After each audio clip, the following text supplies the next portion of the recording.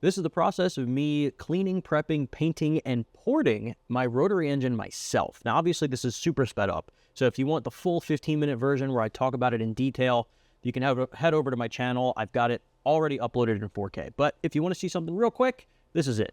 I've got my 13B out of my 97 FDRX7 taken apart. It's been a long series trying to get this thing to the point where it is now.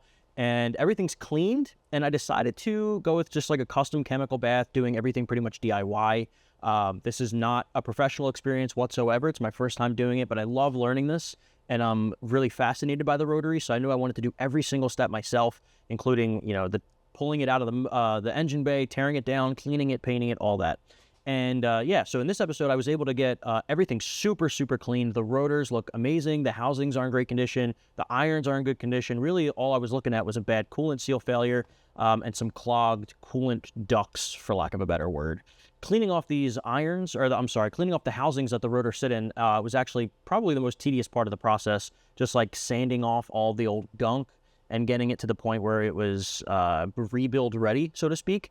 And I know when it comes to painting engines, I mean, especially this one, because it's so tiny and it's really far back in the engine bay toward the firewall, and there's a lot of stuff on the engine, like the air pump, and I've got the twin turbo setup still and the rat's nest. I know you're not going to see all this paint job, but for me, I knew that with the engine out, this is the only real time that you're going to get to do this. So I decided to paint the outer irons, the front and the rear, and the center iron a matte silver, and then the rotor housings themselves were primed and painted a Pontiac metallic blue quartz or something like that. It looks beautiful. So the metallic on the matte silver contrast looks really cool.